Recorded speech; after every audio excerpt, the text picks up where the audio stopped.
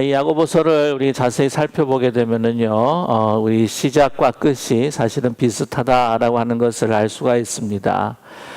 시작에 고난에 대해서 언급을 하고 있고요. 고난을 우리가 받을 때에 너희가 즐거워하라. 왜냐하면 고난은 우리가 인내를 주는 그러한 복이 있다. 그리고 그 인내는 믿음을 완성시킨다라고 우리에게 말씀을 해주고 계십니다. 오늘 이 말씀도 고난 가운데 인내하라라고 하는 말씀과 함께 우리가 어떻게 인내할 수 있을 것인가, 그리고 고난 받을 때 우리가 어떻게 해야 할 것인가 하는 것을 우리 말씀해 주고 있습니다. 우리 그리스도인으로서 이 세상을 살아갈 때에 사실 고난은 피할 수가 없습니다. 믿지 않는 사람도 인생이 고해다, 고통의 바다다라고 이렇게 말하고 있지 않습니까? 그런데 우리 그리스도인들은 더 그런 것 같습니다. 왜냐하면 이 죄된 세상이라고 하는 것은 사실 굽어져 있지 않습니까? 그런데 굽어진 세상에서 바르게 산다고 하는 것이 결코 쉽지 않다고 하는 것이죠. 도덕적으로 바른 것뿐만이 아닙니다. 그것은 예수님의 그 십자가의 삶을 따라서 선을 행하고 은혜를 베푼다고 하는 것이 우리에게는 결코 쉬운 것이 아닙니다. 특별히 우리가 지금 이 세상을 살아가는 것보다도 초대교회 당시 성도님들은 더 많은 박해가 있었다고 하는 것이죠. 종교적인 박해뿐만이 아니라 경제적인, 정치적인 박해가 상당히 심했습니다.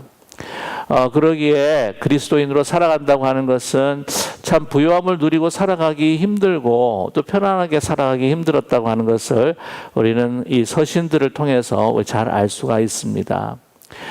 오늘 그 말씀 그 전에 지난주 우리 토요일에 함께 나누었던 이 야고보서 강해 가운데에 부자들에게 대한, 부한 사람들에게 대한 경고가 있었습니다. 그래서 부한 사람들이 착취하고 자기만을 위해서 그것을 축척하고 그것을 권세 삼아서 또 이렇게 가난한 사람들, 특별히 이 믿는 사람들 가운데는 참 그 당시에 가난한 사람들이 많았는데요. 그들을 억압하고 누르는 것에 대해서 야고보 기자가 경고했다고 하는 것이죠.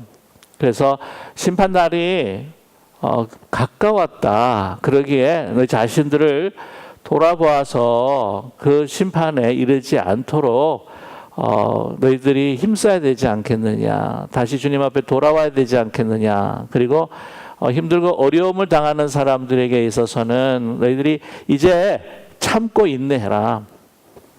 또 어떤 말씀을 해주시냐면은 이른 비와 늦은 비로 또 열매를 맺어주시는 하나님. 그것은 무슨 말씀이냐면은 이 자연 현상이 분명히 우리에게 돌아오는 것처럼 하나님의 말씀이 이루어지고 주님께서는 분명히 돌아오신다. 너희 소망이 결코 헛된 것이 아니다. 그러니 열매가 맺어질 수 있도록 너희들은 참고 기다리라 라고 이렇게 말씀합니다. 왜냐하면 주의 강림이 가까웠기 때문이다 라고 이렇게 야고보 기자는 말씀하고 있습니다. 그 당시에 참 그 그리스도인으로서 살아갈 때의 경제적인 활동에 참 많은 걸림돌이 있었다고 하는 것을 우리는 이 야고보서뿐만이 아니라 다른 서신들을 통해서도 우리는 발견하게 됩니다. 그 요한계시록 우리 지역별 성경 공부에서 많이 배웠었죠. 그래서 예수님께서 사도 요한을 통해서 7 교회에 하시는 이 말씀들이 있었는데요. 그 도시마다 그 환경과 그 삶의 그 조건을 보게 되면 그리스도인들이 정말 살기 힘들었다. 그래서 황제 숭배를 하거나 아니면은 그 도시에서 가장 인기가 있는 가장 많은 사람들이 숭배하는 그 우상 앞에서 절을 하고 또한 제사를 지냈을 때에 그들이 만들었던 그 길드라고 하는 것이 있죠. 공인조합이라든지 또 상인조합이라든지 하는 곳에 그들이 조인할 수가 있었다고 하는 것이죠. 그렇지 않게 되면은 그 조합에 들어오지 못하기 때문에 그들이 누리고 있는 경제적인 혜택을 누릴 수가 없었다고 하는 것입니다. 한마디로 말하면 사업이 되지 않았다고 하는 거죠. 그러기에 받는 참으로 경제적인 많은 불이익들이 있었습니다. 그런 상황 속에서 이 초대교회 성도들이 살고 있었다고 하는 것이죠. 우리 한국에서 지금은 뭐 많이 나아졌다고 생각을 하는데 한국에서 왜 그런 이야기가 있잖아요. 뭐 70년대, 80년대 뭐 초반 그 이후에도 보통 이제 뭐 뇌물을 주지 않으면은 사업이 안 된다. 또 뭐 접대를 하지 않으면은 사업을 할 수 없다고 하는 그런 사회의 분위기가 있었습니다. 그래서 이 이민 초기에 왜 이민 오셨습니까? 라고 물어보면은요, 여러분들이 정치적인 또 탄압 때문에 그 이민을 생각하셔서 오신 분들도 있지만은 정말 한국에서 사업하기가 너무 그리스도인으로서 힘들기에 제가 이민을 작정을 했습니다. 라고 이렇게 고백하시는 분들을 만나게 됩니다. 뭐 한국뿐만이 아니라 세계적으로도 아마 다 비슷하지 않을까 하는 생각이 들어요. 깨끗한 부자들이 있기 마련이죠. 그리스도인의 윤리를 가지고 사업을 하면서 또한 하나님께 축복을 받은 사람들이 있습니다. 하지만 많은 경우에 정말 그리스도인으로서 사업을 하고 기업을 경영하고 하는 데 있어서 정말 깨끗하게 기업을 경영한다고 하는 것이 얼마나 힘들고 어려운가 하는 것을 많은 분들이 경험하게 될 것입니다. 아무튼 여러 가지 이러한 고난 속에서도 우리가 어떻게 해야 할 것인가 하는 것을 오늘 말씀해 주고 있습니다. 그래서 그때 필요한 것이 무엇입니까? 인내하라는 거죠. 인내하라. 오늘 10절의 말씀도 계속해서 이어서 말씀하고 있습니다. 형제들아, 주의 이름으로 말한 선지자들을 고난과 오래 참음의 본으로 삼으라 라고 이렇게 말씀하고 있습니다. 그런 어렵고 힘들고 역경 가운데 있을 때에 자신의 방법으로 해결하는 것이 아니라 하나님의 말씀을 붙들고 약속을 붙들고 또 주신 소명을 가지고 그 말씀을 선포하면서 그 말씀에 따라 살아갈 때 어떻게 해요? 그 경주를 마치기 위해서 끝까지 인내하라 라고 우리에게 말씀을 하고 있습니다. 인내가 왜 필요합니까? 삶이 편안하고 모든 것이 형통하고 잘 돌아갈 때 그렇게 별로 인내할 필요가 없다고 하는 것이죠. 인내라고 하는 것은 그 사람의 인격이라고 말씀드릴 수가 있습니다. 그런데 이 인격은 언제 가장 두드러지게 보배처럼 나타납니까? 힘들고 어려울 때, 그 상황이 참 극박할 때에도 흔들리지 아니하고 또한 그 인내를 가지고 꾸준하게 여전한 마음과 행동으로 나가게 되는 것, 그것이 바로 그 사람의 인격이라고 이야기할 수가 있겠죠. 그러한 그 인내, 오래 참음을 누구의 본으로 삼으라. 보면은 선지자들, 이미 우리의 믿음의 선진이었던 선지자들, 뭐 에스겔, 예레미야, 다니엘 같은 사람들도 참 어려운 공경에 처했던 사람이지만 다니엘 같은 경우에는 뭐 사자굴까지 들어갔다 나오지 않았습니까? 그러나 끝까지 그 믿음을 지키려고 했던 선지자들, 다니엘 같은 경우에는 뭐 끝까지 잘 되고 장수했지만 예레미야 같은 경우에는 중간에 돌에 맞아서 죽었다고 하는 이야기가 있지 않습니까? 그 결과에 상관이 없이 끝까지 주님을 바라보면서 주의 말씀을 붙들고 살아가는 그 인내의 본을 받으라라고 우리에게 말씀을 해주고 있습니다. 그래서 우리 11절 말씀을 보게 되면은요, 어떤 자가 복되다 그렇게 말씀하십니까? 인내하는 자가 복되다라고 이렇게 말씀하고 있습니다. 그러면서 또 어떤 사람의 인내를 본받으라, 어떤 사람의 인내를 기억하라라고 이렇게 이야기하냐면은요, 너희가 누구의 인내를 들었습니까? 욥의 인내를 들었다는 거죠. 그 수많은 가축을 잃고 자산을 잃고 사랑하는 자녀들을 잃고, 근데 한 사람만 잃지 않았어요. 아내만 잃지 않았습니다. 네.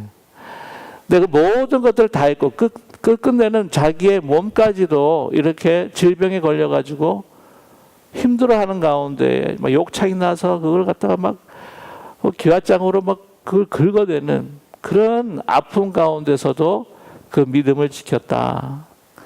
야, 욥을 참 여러분 힘들고 어려울 때요. 다른 성경보다도 그냥 욥을 읽으시면은 위로가 되실 거라고 생각합니다. 보통 고난이 아니에요. 보통 환난이 아닙니다. 세상에 이런 고난과 환난을 받는 사람이 있을까 할 정도입니다. 그렇지 않습니까? 그런데 욥의 인내를 너희들이 기억하라. 그렇게 말씀을 하고 있습니다. 근데 이제 욥을 이제 보게 되면은 믿음의 사람이다, 인내의 사람이다 이제 생각할 수는 있을 것 같아요. 그래서 우리는 많은 그 욥에 대한 믿음의 말씀들을 들었습니다. 정말 고난이 나를 정금같이 나오게 하리라. 이렇게 이런 말씀도 우리가 듣게 되는데, 근데 이 욥을 우리가 좋은 그 욥에 대한 면에 대해서 설교 말씀을 들었기 때문에 좋은 인상을 갖고 있는데, 사실은 욥을 깊이 한번 묵상을 해보면은요, 욥만큼 하나님한테 원망하고 한탄한 사람이 없어요. 꿈에도 하나님께서 나타나셔 나를 괴롭게 하시고 이런 구절도 나오고요. 아니 어떻게 해서 이런 악인들이 흥왕을 하면서 어떻게 하나님의 뜻대로 살려고 하는 사람들이 이렇게 힘들어집니까? 악과 선과에 대한 하나님에 대한 그 원망과 불평, 이런 것에 대해서 계속해서 질문하고 한탄하는 것들이 아주 많이 나타나요. 우리가 설교 말씀을 들을 때 좀 좋은 말씀만 욥에 대해서 들어서 그렇지, 욥의 강해를 한번 시작하게 되면은요, 야, 진짜 불평 많이 하고 원망 많이 했구나 하는 생각이 들 정도라고 하는 것이죠. 근데 중요한 것은 무엇이냐면, 아시다시피 시편에도 많은 한탄의 시와 하나님을 원망하고 하나님 앞에 막 토로하고 하는 것들이, 시편들이 얼마나 많습니까? 중요한 것은 이 모든 것들이 다 기도라고 하는 거죠. 기도를 통해서 하나님과 대면해서 어떻게 하든지 자기의 그 솔직한 심정들을 토로하면서 하나님을 붙들고 씨름하는 욥의 모습을 우리는 발견하게 된다고 하는 것입니다. 그랬을 때에 여러분, 주께서 오늘 말씀 보시게 되면요, 주께서 주신 결말을 보았다고 그렇게 이야기해요.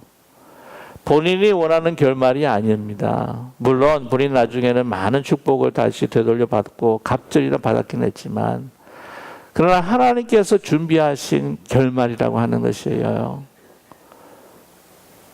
정말 기도로 하나님의 그 끈은, 하나님을 향한 그 끈을 놓지 않으려고 그 몸부림을 통해서라도 하나님과 함께 있기를 원했던 그 모든 고난과 고통, 이 모든 것들을 하나님 앞에 모든 것을 토로했던 그 욥의 그 기도를 우리는 들을 수가 있습니다. 그때 하나님께서 이미 계획하신 그 결말을 이제 어떻게 했다고요? 욥에게 베풀어 주셨다라고 우리에게 말씀을 하고 있습니다. 사실 보면 우리 비슷한 욥도요, 그래도 저만한 고통과 아픔이 있으면 정말 삶을 나는 포기했을 것이다 라고 하는 생각을 할 때에 그래도 욥이 나보다는 조금 낫다라고 생각을 하지만, 정말 욥기를 보게 되면 인간적인 그 토로와 하나님을 향한 한탄과 마음을 쏟아내는 그것들을 보면 참 공감이 된다고 하는 말이죠. 그래서 욥기는요, 고난당한 자를 위한 하나님의 말씀입니다. 자, 그래서 왜 그러냐면 결말을 보았는데, 오늘 11절 말씀에 주는 가장 자비하시고 긍휼히 여기시는 이시니라 라고 이렇게 말씀하고 있습니다. 그렇게 마음을 토로하고 하나님 앞에 원망을 했는데도 불구하고 하나님께서는 그를 떠나지 아니하고 끊임없이 함께 하시면서 주님께서 작정하신 결말을 보셨다고 하는 것이죠. 그것은 무엇인가? 욥이 잘난 게 아닙니다. 하나님이 은혜로우시고 자비로우시기 때문에 그렇다고 하는 것입니다. 저와 여러분, 정말 깊은 고통과 아픔, 헤아릴 수 없는 그 상황이라고 할지라도 내가 정말 먼저 뭔가를 내가 할 것이다, 내가 뭔가를 작정할 것이다 라고 하는 나의 마음의 작정과 행동 이전에 우리가 붙들어야 할 것이 무엇이냐? 우리는 겸손한 자세로 내가 할 수 없기에, 내가 어떻게 할 수 없기에 주님의 자비하심과 긍휼하심을 바랄 밖에 없습니다라고 하나님 앞에 간구하고 붙드는 우리 모두가 되기를 간절히 원합니다. 그러면 하나님 앞에 우리가 뭔가를 막 잘 보이고 하나님 앞에 뭔가 막 공로를 세우고 하면 하나님께서 뭔가 보답해 주시겠지 라고 하는 마음으로 하나님한테 맹세할 때가 있다고 하는 거죠. 그게 오늘 12절의 말씀입니다. 내 형제들아 고난이 오지 그러면 무엇보다도 다른 어떤 것보다도 뭐 하지 말라고요? 맹세하지 말라고 합니다. 맹세하지 말. 맹세하지 말지니 하늘로나 땅으로나 아무 다른 곳으로 맹세하지 말고 오직 너가 그렇다고 생각하는 것은 그렇다라고 부르고 생각하는 것이 아니라 하여 그렇다고 하고 아니라고 생각하는 것을 아니라고 하여 정죄받음을 면하라라고 이렇게 말씀을 하고 있습니다. 이 맹세하지 말라고 하는 것은 누가 말씀하셨죠? 예수님께서 말씀하셨습니다. 마태복음 5장 34절에서부터 37절까지 말씀하신 대로 맹세하지 말아라. 그 유대의 어떤 그 전통을 보게 되게 되면 이제 맹세하는 때가 있었어요. 가끔씩. 그러나 맹세하지 말라고 하십니다. 하늘을 두고도 하지 마라. 하늘의 보좌가 거기에 있지 않느냐. 땅을 거두하지 말아라. 그건 뭐 하나님의 발등상이 되지 않느냐.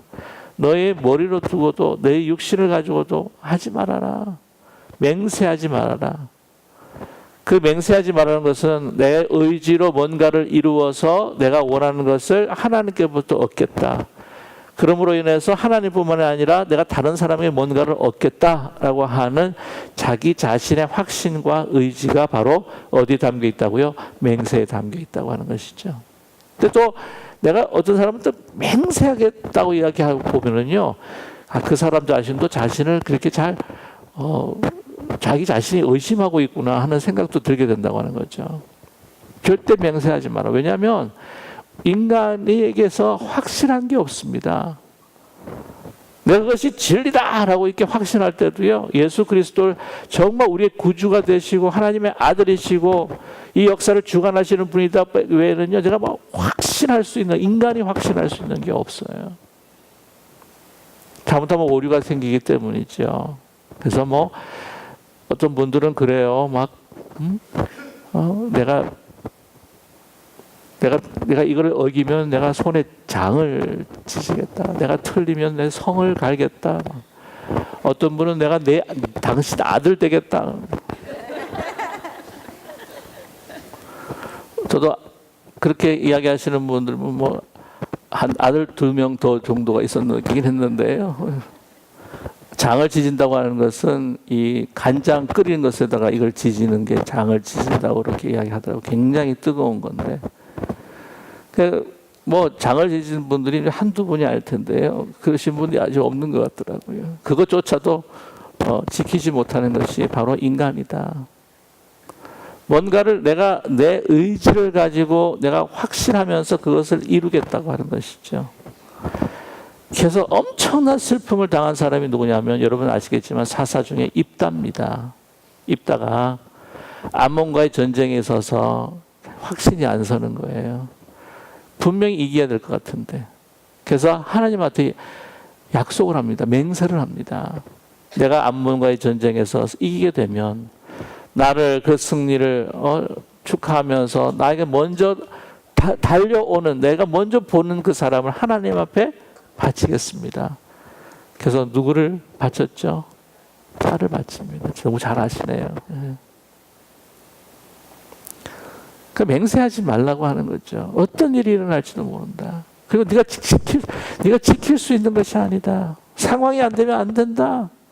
내 확신을 가지고 모든 것을 일을 하려고 하지 말아라. 고난을 벗어나기 위해서 나의 의지와 나의 행동을 통해서 하나님 앞에 어떤 공로를 세우게 되면 내가 그것을 얻을 수 있겠지라고 하는 그런 착오하지 마라. 그거는 하나님의 이름을 망령되게 하는 것이다. 그러나 그러지 말고 무엇보다도 그렇게 맹세하지 말고 뭐하라고요? 13절 보시게 되면 함께 읽겠습니다. 너희 중에 고난을 당한 자가 있느냐? 그는 기도할 것이요. 즐거워하는 자가 있느냐? 그는 찬송할지니라 라고 말씀하고 있습니다. 이 찬송할지니라 즐거워할 때, 그러니까 뭔가 만족하고 충만할 때도요, 그때는 찬송하라. 여기 찬송이라고 하는 것은 기도나 마찬가지입니다. 찬송이라고 하는 것은 곡조 있는 기도라고 잘 알고 계시지요? 기쁠 때에. 우리의 참 감사의 극치라고 이야기할 수 있는 것이 뭐냐면 찬송이라고 저는 생각을 합니다. 모든 우리의 호흡과 내 영혼을 모아서 우리가 이 찬송으로 곡조로 하나님 앞에 드리는 가장 극치의 그 기도, 감사의 기도가 바로 찬송이라고 저는 생각해요. 그래서 사실 마찬가지 이야기입니다. 기도하라는 거죠. 고난당할 때도 어떻게 해요? 겸손하게 하나님의 그 뜻을 간구하는 기도를 드리고, 우리가 참 하나님 앞에 받은 그 은혜가 너무나 좋아서 이가 충만할 때에, 충족할 때에 오는 그 기쁨이 있을 때에, 그 기쁨으로 인해서 내가 섰다고 생각해서 넘어지지 말고, 이 모든 것들은 누구로부터 왔다? 하나님께로부터 왔다라고 하는 분명한 자각을 가지고, 믿음을 가지고 하나님 앞에 찬송할 것이라. 그러니까 이 말씀은요, 모든 상황 속에서도 기쁘나 슬프나 눈물이 나거나 웃음이 나거나 즐거우나 고통스러우나 모든 것들이 하나님께서 계획하시고 운행하시고 하나님께서 이끄시는 것이기에 우리는 더 깊은 하나님의 뜻과 주님과 함께 연합하는 그 기쁨과 슬픔을 나누고 함께 그 기쁨을 누리기 위해서 어떻게 하라고요? 기도하라. 그래서 어떤 때인가 고난 중에 있는 자가 있느냐 기도하라. 그리고 특별히 오늘 14절의 말씀을 보게 되면은 병든 자가 있느냐, 너희 중에 고난당하는 가 가운데서도 그 공동체 안에 병든 자가 있느냐. 이 병든 자라고 하는 것은 심령의 병든 자뿐만이 아니에요. 육체의 병든 자를 또한 말씀하고 있습니다. 그때 어떻게 하라고요? 교회에 장로들을 청할 것이요 그들은 주의 이름으로 기름을 받으며 그를 위하여 기도할지니라. 이 기름이라고 하는 것은 올리브 기름입니다. 올리브 기름인데 기름을 여기서는 이제 바르다라고 하는 거예요. 기름을 이제 붓는 게 아니고 그 주위에 상처 있는 곳에 이렇게 바르는 거예요. 그러니까 이것은 약효가 있는 것으로 바르라는 것입니다. 그러니까 혹시 병이 생기게 되면, 질병이 생기게 되면 누구한테 먼저 알려야 된다? 목회자나 장로님들에게 알리세요. 그리고 병원도 꼭 가셔야 합니다. 모든 것을 기도로만 하는 것이 아니라 오늘 말씀을 봐도요, 이 약효가 있는 것으로 바르면서 기도하는 그런 초대교회의 믿음의 전통이 있었습니다. 그러니까 병원 가기 전에 어떻게 해요? 저 병원 갑니다. 기도해 주세요. 라고 누구에게? 목회자나 장로님들에게. 뭐 목회자도 아시겠지만은 이 teaching elder, 그러니까 가르치는 장로로 여러분이 잘 알고 있지 않습니까? 그래서 그를 위하여 기도할지니라 라고 이렇게 말씀합니다. 여기서 장로님이라고 이렇게 이야기할 때 한마디로 말씀을 드리면 그 공동체의 영적 지도자입니다. 그 당시 초대교회에서는 장로님을 세울 때에 뭐 안수 집사님을 세우는 것처럼 뭐 기름을 붓는다든지 사도를 세우는 것처럼 기름을 붓는다든지 그렇게 하지는 않았어요. 그 공동체가 이제 뭐라고요? 그런 거 없이라도 저분은, 근데 그때 당시는 확실히 나이가 좀 드셔야 됩니다. 나이가 좀 많으셔야 돼요. 왜냐하면 많은 분들이 이 세상의 경험, 신앙의 경험, 또 지혜가 있는 분이라고 생각해 왔기 때문이죠. 그러면서 그 공동체에서 정말 영적으로 존경할 분이 이분이다라고 하면은 그런 소위 컨센서스, 그 동의가 그냥 자연적으로 이루어져서 그분들이 장로로서 이렇게 치리한다고 하는 것, 돌보고 사역을 하는 것이었습니다. 뭐 우리 지금처럼 막 뭐 투표를 하거나 뭐 제비를 뽑거나 그런 것은 없었다고 하는 것이죠. 그래서 여기서 우리가 중요하게 알아야 될 것은요, 우리 교회도 우리 장로님으로 많이 이제 세웠는데 제일 중요한, 장로님들의 가장 중요한 사역이 뭐냐? 기도입니다. 기도는요, 사역이라고 말할 수가 없습니다. 이건 영성입니다. 그래서 이렇게도 바꿔서 이야기할 수가 있어요. 뭐냐면 기도하는 사람이 영적인 지도자인 거예요. 참 부끄러운 말씀이긴 하지만은 목회자도요. 예? 기도하지 않으면 영적 지도자가 될 수가 없어요. 우리 장로님도 그렇고 권사님도 그렇고 안수 집사님도 그렇고 열심히 일하고 열심히 섬기는 것도 중요하겠지만 먼저 영적 지도자의 정말 해야 할 일이 아니라 영성이라고 하는 것은 기도입니다. 기도. 그래서 여러분 어떤 분이 그래요. 연세 드신 분이 목사님 제가 조금만 젊었더라면 제가 그때는 정말 날라다녔는데 어떻게 제가 이렇게 다 나이가 들고 난 다음에 이렇게 새로운 교회를 하게 되었습니다. 너무 죄송해요. 진짜 그 죄송한 마음이 막 전달이 되는 거예요. 그 제가 뭐라고 하겠습니까? 기도해 줬습니다. 기도. 권사님, 기도가 최고입니다. 기도해 주십시오. 어쩌면 다른 일보다도 더 소중한 기도의 어머니가 되고 기도로 교회를 세우기 위해서 아마 나이 드셔서 이렇게 새롭게 같이 새로운 믿음의 공동체로 세워나가는 것 같습니다. 이런 기도하는 분들이 영적인 지도자예요. 믿으십니까? 목회자라고 하는 타이틀이 아니에요. 항종직의 타이틀이 아닙니다. 진정한 영적인 지도자, 진정한 그 공동체를 이끌어갈 수 있는 리더는 기도하는 자예요. 기도하는 자. 오늘 15절 말씀에 보시게 되면은 믿음의 기도는 병든 자를 구원하는 능력이 있다고 그러는 거죠. 이 믿음이라고 하는 것은 나 자신의 믿음이야. 하나님을 향한 그 약속의 말씀을 참 붙들기를 원하는 그런 믿음. 나는 할 수 없고 하나님 하실 수 있습니다. 지난 주일날 우리 변화산에 관한 사건을 우리가 함께 주일 말씀으로 나눴죠. 기억하십니까? 다 잊어버리신 거 아니죠, 혹시? 내려와서 귀신 들린 그 아이를 제자들이 고치려고 하는데 고치지를 못해요. 그 나중에 예수님께서 고치셔요. 제자들이 묻습니다. 아니 어떻게 고칠 수 있습니까? 이거는 기도 외에는 할 수 있는 것이 없느니라 말씀하시는데 그 말씀을 쭉 보게 되면은요.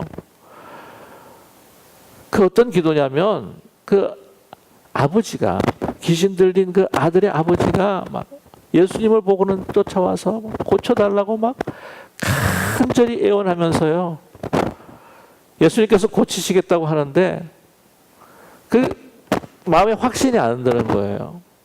그 뭐라 그러면 제 믿음 없음을 도와주시옵소서. 믿음 없음을.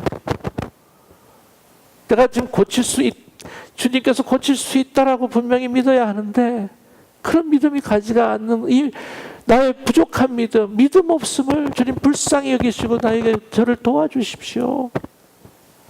라고 이렇게 간절히 간청하는 그런 모습을 우리는 보게 됩니다.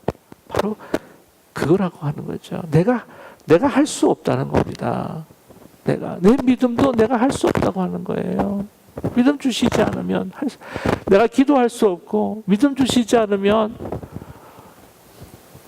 내가 주님께서 이 모든 역사를 이루실 것이라고 하는 그런 것에 대해서도 내가 믿을 수가 없으니 모든 것들을 온전히 주님 앞에 맡기는 그 믿음의 기도가 어떻게 한다고요? 병까지도 고치고 하나님께서 역사해 주실 것이라고 하는 것을 말씀해 주고 계십니다. 16절에 말씀합니다. 오늘 너희 죄를 16절 같이 한번 읽어볼까요? 그러므로 너희 죄를 서로 고백하며 병이 낫기를 위하여 서로 기도하라. 의인의 간구는 역사하는 힘이 큼이니라. 그렇습니다. 믿음의 기도는 누가 드리는 기도입니까? 의인이 드리는 기도입니다. 근데 의인이라고 하는 게 뭘까요? 도덕적으로 자기가 신앙이 아주 깊어서 그렇게 하는 그 의인, 그 도덕적인 의 아니라고 하는 거죠. 사실은요, 하나님 앞에서 의인은 한 명도 없습니다.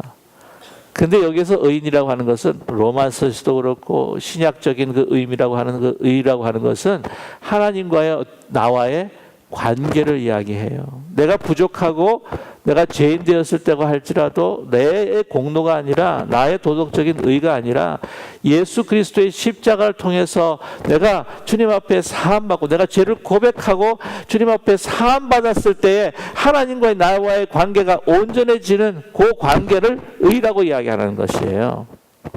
내 공로가 아니면 내 도덕이 아니면 내 의로 내가 자기 의가 아니에요.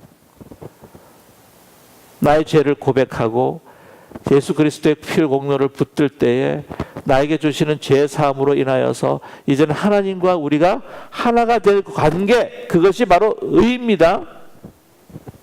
우리 착각하면 안 돼요. 그 의도 내 행동과 내 의지로 이루어진 것이 아닙니다. 하나님의 전적인 은혜입니다. 관계예요. 그래서 그랬을 때에 그 의인이 믿음의 기도를 드릴 때 역사하는 것인데, 오늘 16절에요 보시면 중요한 말씀이 있습니다. 너의 죄를 어떻게 하라고요? 하나님 앞에만 고백하는 게 아니고 서로 고백해야 돼요. 병 낫기를 위하여 서로 또한 기도해야 합니다. 참 혹시 밀양이라고 하는 영화를 한번 오래전에 전도연 씨가 출연했던 영화이기도 한데, 그때 강하게 우리에게 주는 메시지가 뭐였냐면요, 우리 믿는 사람이 그냥 자기가 죄를 범하고 다른 사람들을 고통스럽게 했는데도 불구하고 그냥 나는 그냥 하나님 앞에만 그냥 용서받으면 모든 것이 다 끝나는 걸로 생각하는 착각이 있었다고 하는 거죠. 내가 어떤 사람에게 고통을 줬어요. 그러면 하나님 앞에만 용서받는 것이 아니라 그 사람한테 가서도 미안하다고, 정말 잘못했다고, 정말 죄송하다고. 삭개오가 주님을 만나고 난 다음에 내가 가지고 있는 소유를 어떻게 하겠다고요? 고통받는 사람들 반을 나눠서 주겠다. 혹시 내가 어렵게 한다면 내가 4배를 갚아주겠다.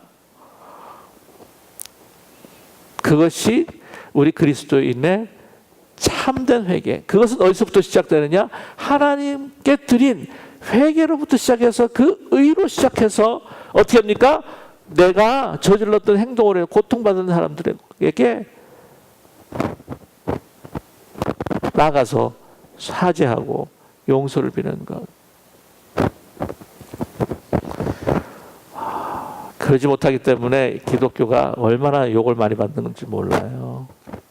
하나님 앞에만 그냥 다 용서 안 받으면은 뭐 그냥 모든 것이 다 끝나는 것처럼, 그게 아니라 하나님과의 화해의 관계가 그것부터 진정한 화해로부터 시작을 해서 어디까지로 이어져야 되는 거예요? 우리 이웃에게 이어져야 되는 것입니다. 쉽지 않은 이야기지만 그러나 그럴 때에 우리의 그 기도가 어떻게 해요? 역사가 일어나는 것입니다. 그래서 의인의 간구는 역사는 힘이 큽니다. 그렇게 서로 용서하고 용서해주고 할 때에 공동체 안에서 혹시 맺어졌던 그 응어리들이 다시 이렇게 풀어지면서 하나님 보시기에 얼마나 기뻐하시는지 하나님께서 그 능력을 베풀어 주실 때 그 기도의 역사가 이루어 주실 줄로 믿습니다.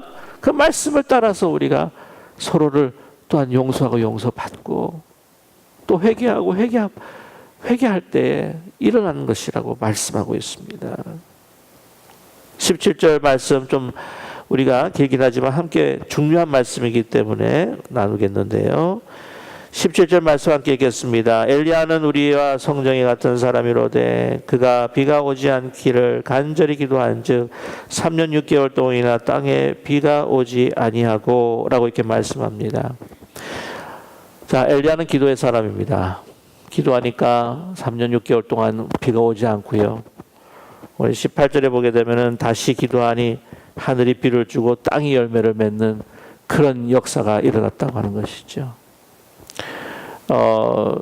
얼마나 놀라운 역사입니까? 그 하늘의 그 기운, 하늘의 그 징조를 만들어가는 그런 기도는 정말 엄청난 기도입니다. 뭐 잘 아시겠지만은 저희들도 한창 2년 전인가요? 막 가물었을 때 한 5년 동안 막 캘리포니아 가뭄에 있었을 때 진짜 많이 기도했어요. 기억나시죠? 그래가지고는 비가 막 2010년도, 17년도, 16년도 말부터 2017년도 막 엄청 내렸습니다. 네. 저는 분명히 믿어요. 우리가 기도했기 때문에 하나님께서 기도를 들어 응답해 주셨다. 이것도 우연의 일치라고 막 생각하시는 분이 혹시 있는지도 모르겠지만 저는 그렇게 생각하지 않습니다. 우리가 항상 엘리야 같은 사람들은 진짜 막 우리가 다른 특별한 사람이다 생각하죠? 아닙니다. 하나님 앞에서는요, 막 믿음의 영웅, 막 특별한 사람, 뭐 거대하고 위대한 사람, 그런 사람이 없어요. 하나님께서 붙들고 사용하실 때 그렇게 되는 줄로 믿습니다. 이 엘리야는요, 진짜 근본도 없고 별로 크게 배경도 없는 사람이었어요. 스펙을 보게 되면 진짜 별로 없었습니다. 하나님은 어떤 배경, 스펙, 뭐 큰 거 사용하지, 그거를 선택하고 사용하시는 분이 결코 아닙니다. 그냥 비슷한, 여러분과 성정이 비슷한 사람이라고 하는 것을 잊지 말아야 하는 거죠. 갈멜산 전투에서 그렇게 이겼는데도 불구하고 아시지 않습니까? 나중에 이세벨에 막 쫓겨가지고는 막 어쩔 바지를 몰라가지고 하나님 나 죽여주시옵소서 막 우울증에, 심한 우울증에 걸려가지고는 막 죽고 싶어하는, 다 비슷하다는 거죠. 근데 그런 엄청난 역사를 일으킨 이 엘리야, 근데 기도하기 전에 여러분 그 열왕기 그 말씀을 쭉 읽어보시게 되면 엘리야에 대한 그 행적들을 쭉 한번 읽어보시면은요, 시간상 제가 일일이 말씀을 드릴 수가 없지만은 이 비가 오기 않게 하기 전에, 기도하기 전에 하나님께서 먼저 말씀하셨어요. 내가 비를 내리지 않을 거다. 이 비를 내리지 않는 것의 시작은요, 엘리야의 기도로부터 시작한 게 아니라 하나님의 말씀으로부터 시작이 돼요. 엘리야의 기도로 인하여서 이 비가 내리는 것도요, 하나님께서 비를 내리겠다고 말씀하신 거예요. 모든 시작은 바로 하나님이십니다. 우리의 기도의 시작도 누구시라고요? 하나님이세요. 특별히 우리 기도는 하나님의 말씀의 뜻에 맞추어서 주님의 뜻이 이루어질 것을 위해서 기도할 때에 하나님께서는요, 병도 고치시고 비도 내리시고 우리가 상상할 수 없는 하나님의 뜻을 이루게 하시는 것이 바로 우리 하나님이신 것을 믿는 우리 모두가 되기를 간절히 소망합니다. 저와 여러분, 오늘 이 시간 함께 기도하기를 원합니다.